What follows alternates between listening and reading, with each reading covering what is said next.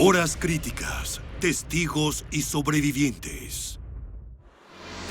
Inundaciones, incendios, tornados, volcanes, maremotos, meteoritos. Cuando ocurren este tipo de fenómenos naturales, pueden resultar catastróficos. Estos graves sucesos traen como consecuencia la infausta pérdida de vidas humanas, la trágica devastación del medio ambiente, la destrucción y penurias. Es inherente a nuestra condición humana el hecho de estar atentos a los peligros que nos rodean constantemente. Pero hay una gran diferencia entre hacer eso a ignorar hechos incómodos o agravar la situación. Después de todo, la vida en el planeta Tierra es de por sí una premisa bastante frágil. Por lo tanto, en este episodio, algo aleccionador de Horas Críticas, nos enfocamos en los desastres ambientales.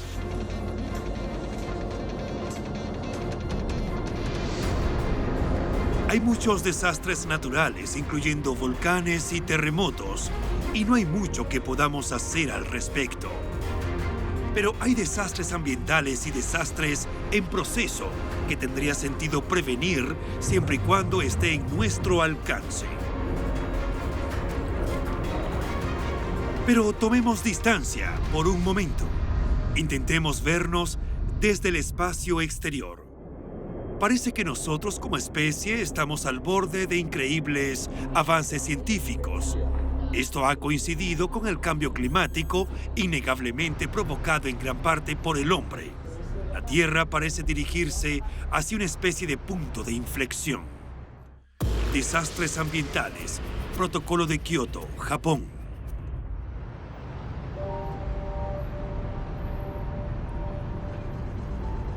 Ha habido esfuerzos para cambiar el curso de la situación. Podemos citar, por ejemplo, al Protocolo de Kioto, un acuerdo internacional para reducir la emisión de gases de efecto invernadero que son responsables del calentamiento global. En 1997, cuando se firmó el Protocolo de Kioto en Japón, los dramáticos efectos del cambio climático ya se hacían visibles en algunos lugares.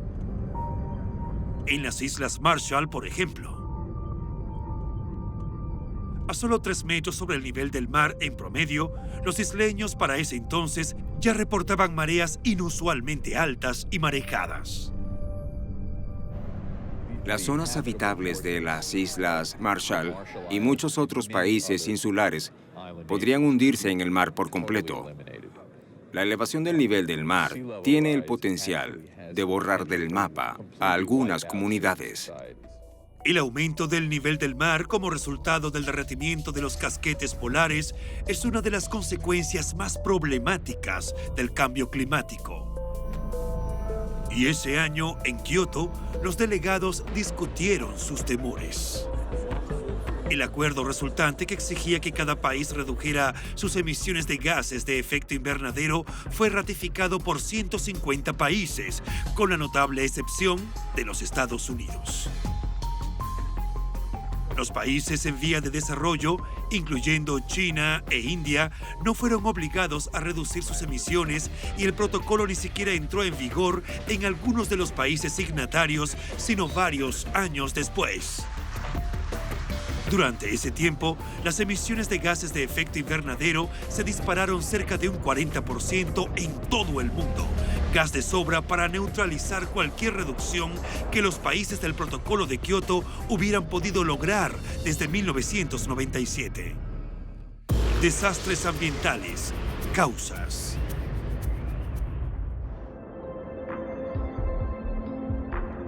A pesar de todas sus limitaciones y fracasos, podría decirse que el Protocolo de Kioto fue un paso en la dirección correcta.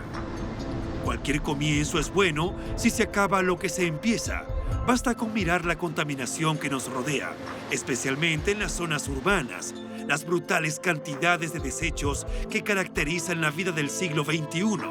Así que antes de entrar en temas como la deforestación del Amazonas o la gran isla de basura del Pacífico, analicemos primero nuestros propios patios traseros.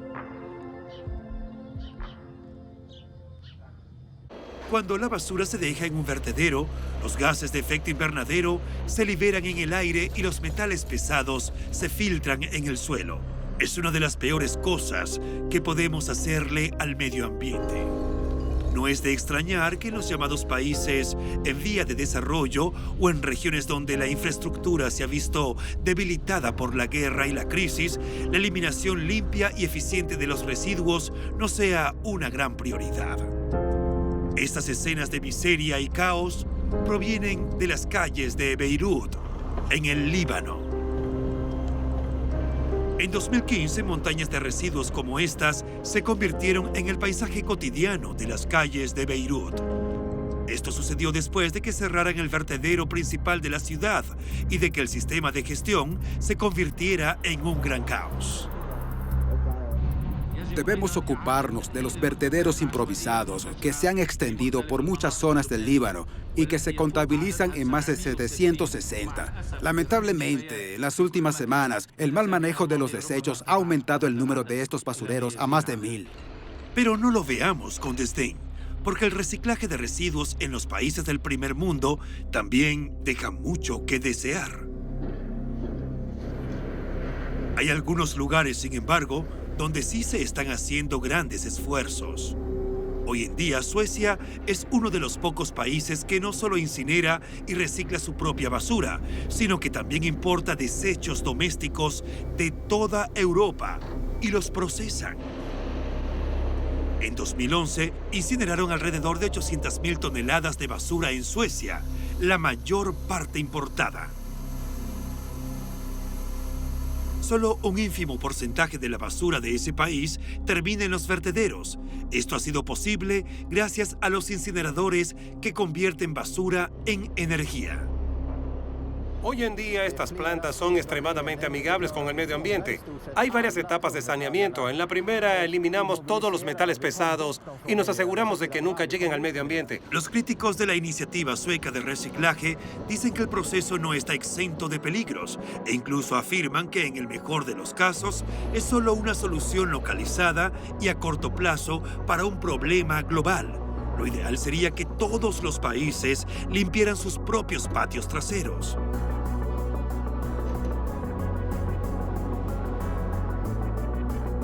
Cuando se trata de la contaminación de los océanos, ¿por dónde empezamos? La gran isla de basura del Pacífico, también conocida como el vórtice de residuos del Pacífico, es un vasto giro oceánico de basura plástica flotando en los mares del Océano Pacífico del Norte. Debido a que se compone de cantidades incalculables de despojos flotando justo debajo de la superficie del agua, su tamaño es difícil de calcular. Pero se dice que cubre tanto espacio en un mapa como el estado de Texas. La mera existencia del vórtice de basura del Pacífico es una mancha vergonzosa y abominable sobre la faz de nuestro planeta. Por supuesto, no se acumuló de la noche a la mañana. Sin embargo, hasta hace poco, nadie parecía estar proponiendo soluciones para ponerle fin. Luego, en 2014, el ganador más joven del Premio Mundial del Medio Ambiente de las Naciones Unidas propuso un plan para librar al océano de su gigante isla de basura plástica.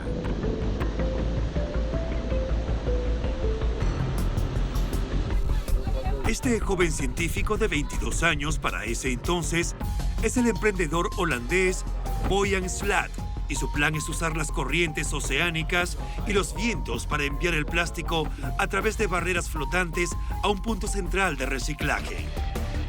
Nunca podremos recoger hasta el último kilo de plástico, pero nos estamos concentrando en las áreas donde el plástico no está tan concentrado. Y lo que hemos podido demostrar con este sistema es que en un plazo de 10 años habremos podido limpiar casi la mitad de la isla de basura del Pacífico. Se espera que el primer dispositivo de limpieza se despliegue en aguas japonesas en 2016.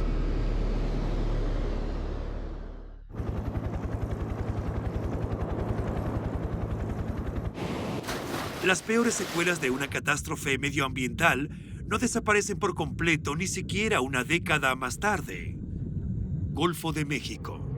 Tomemos el derrame de petróleo del Golfo de México del 2010. El mundo estaba horrorizado ante las imágenes de pájaros y otros animales completamente cubiertos de petróleo. Está cubierto de petróleo. Es un pájaro joven. Puedo sentir el petróleo en todo su cuerpo. Se estima que 3.19 millones de barriles de petróleo se derramaron en el Golfo durante 3 meses en 2010.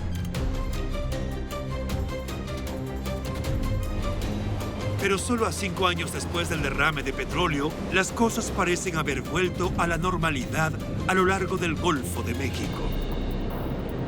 Verán que los manglares aquí están bastante saludables. No se ven muchos manglares muertos ni de color marrón o gris. Lo peor debería haber pasado después de una década, pero es obvio que los derrames de petróleo no son buenos para el medio ambiente y aún ocurren con demasiada frecuencia. Este derrame de petróleo ocurrió en mayo de 2015, frente a la costa de Santa Bárbara, California. Se estimó que alrededor de 500 barriles de petróleo se derramaron en el océano, muy poco si se compara con el derrame del Golfo de México. Pero como pudieron constatar los biólogos marinos, fue suficiente para matar a cientos de animales, y ha sido difícil calcular una cifra más precisa, ya que los animales afectados se dispersaron hacia otras partes del océano. Al igual que las otras actividades humanas que afectan al medio ambiente, este tipo de accidentes no hacen más que aumentar el número de víctimas en nuestro ya frágil planeta.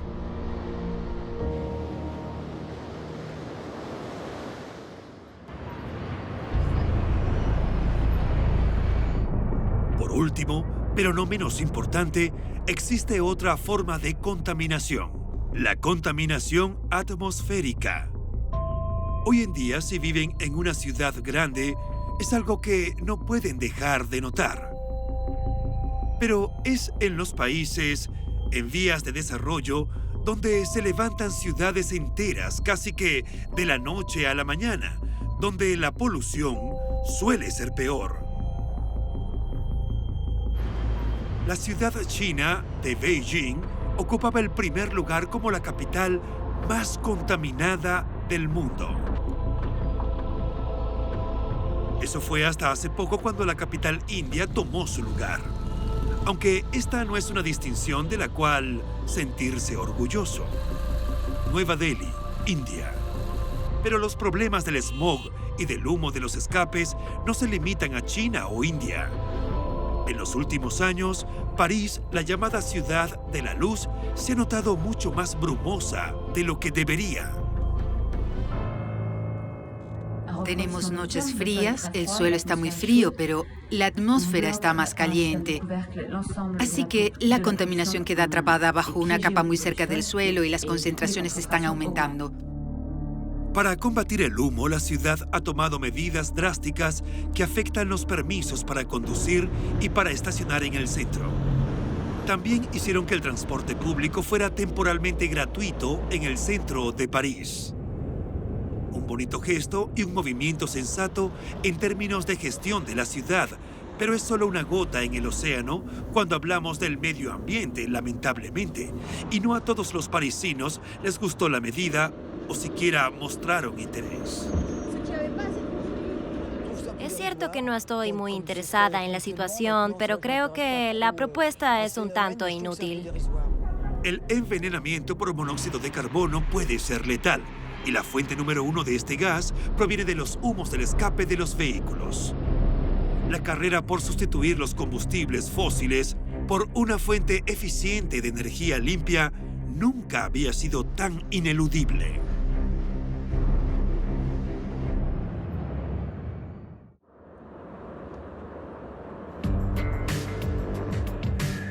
Hablando de carreras contra el tiempo, los árboles y la vegetación de los bosques del mundo, a medida que crecen, absorben el dióxido de carbono que atrapa el calor, ayudando a enfriar al planeta.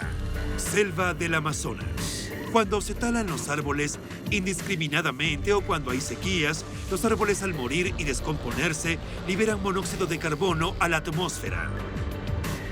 Hubo una sequía generalizada en la selva amazónica en 2010, que fue aún peor que la sequía de 2005.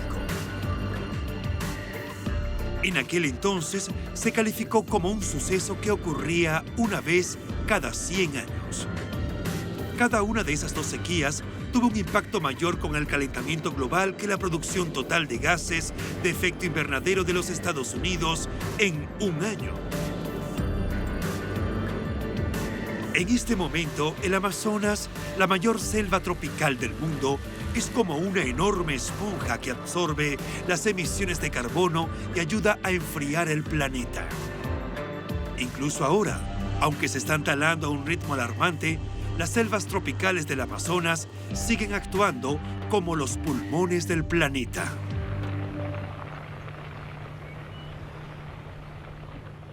La tala que está ocurriendo allí está acelerando el cambio climático, así que estamos en presencia de un círculo vicioso que se alimenta de la tala ilegal, de los cambios en los patrones climáticos, del aumento de las temperaturas. Como resultado, el Amazonas se está secando, lo que a su vez libera más emisiones de carbono a la atmósfera. Realmente tenemos que ponerle fin a esto. Si no paramos ahora, podríamos inclinar peligrosamente la balanza del sistema climático. El Amazonas necesita desesperadamente ser protegido, y este es un problema que incumbe a todo el mundo.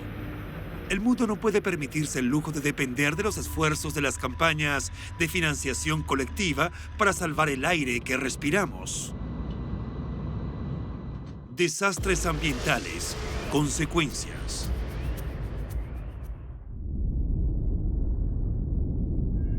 El ozono es una capa estratosférica que nos protege absorbiendo la mayor parte de la radiación ultravioleta que llega a la Tierra desde el Sol. El ozono está siendo destruido por el uso de ciertos productos químicos que contienen ya sea carbono, cloro o flúor. Estos son los famosos CFC utilizados en la fabricación de aerosoles, solventes y refrigerantes. Los CFC pueden agotar la capa de ozono a un ritmo inquietante, puesto que una sola molécula de cloro es capaz de descomponer miles de moléculas de ozono.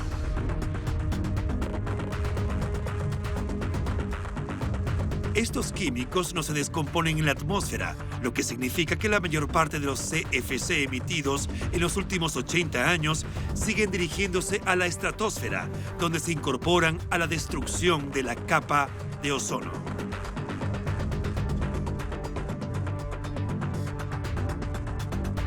En 2014 se conoció que el Protocolo de Montreal, que prohibía el uso de los CFC, estaba empezando a mostrar signos de un éxito.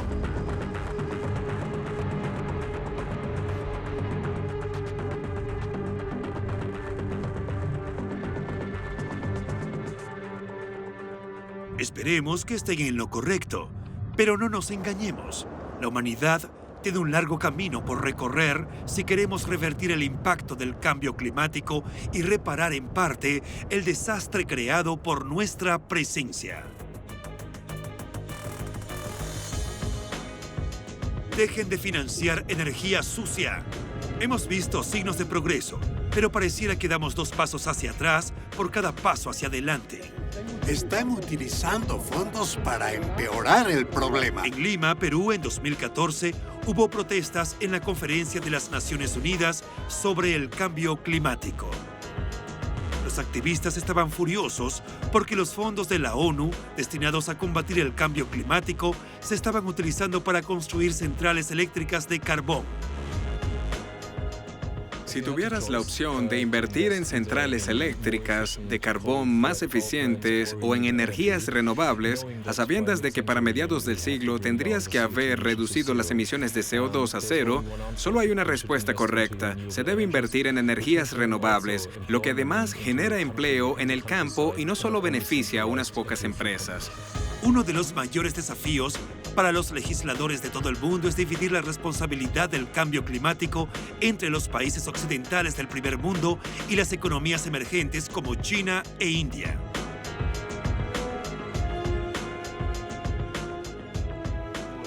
Yo espero que cada vez más científicos e incluso el público en general puedan prestar mayor atención al problema de la contaminación atmosférica y que se puedan destinar más fondos a la investigación sobre esta cuestión, para que nosotros podamos comprender mejor los costos, incluyendo los costos en salud que pagamos todos nosotros por la contaminación del aire.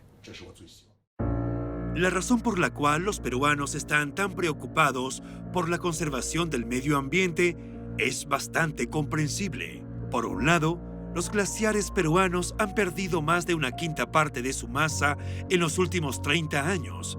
Malas noticias para los 30 millones de personas que viven en el desierto a lo largo de la costa del Pacífico y dependen de los glaciares para sobrevivir. Esta agua es para varios usos. El uso principal es la agricultura.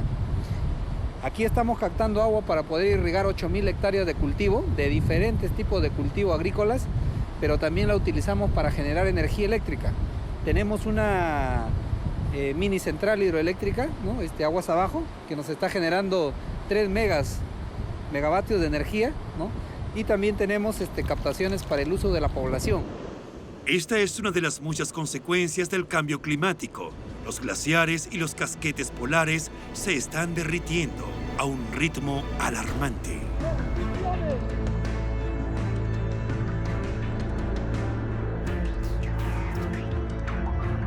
En ninguna parte es todo esto más evidente que en la península antártica, donde se ha visto un aumento de las temperaturas de más de 3 grados en los últimos 50 años.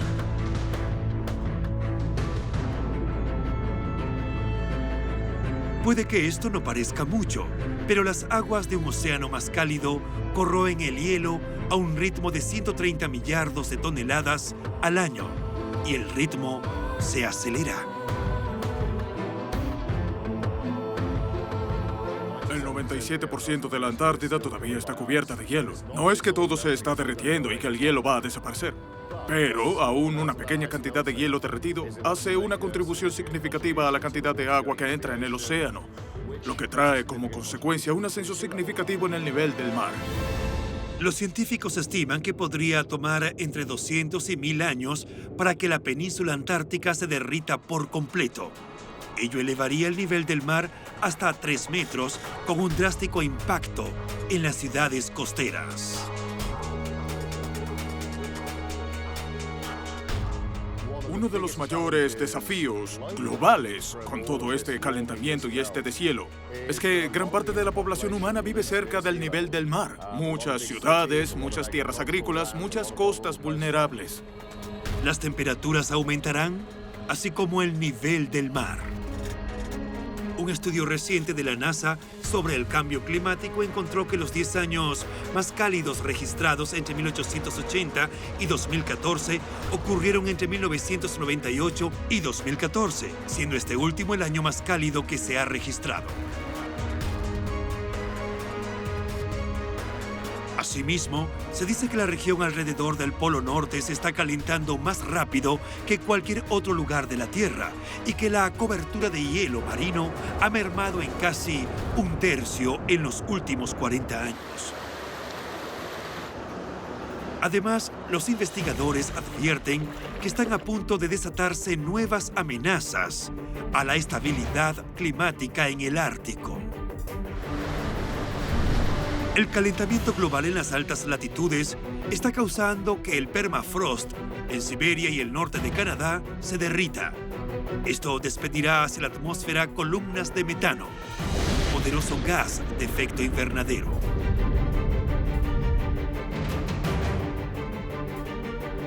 No son cuestiones sencillas, ni siquiera para la comunidad científica.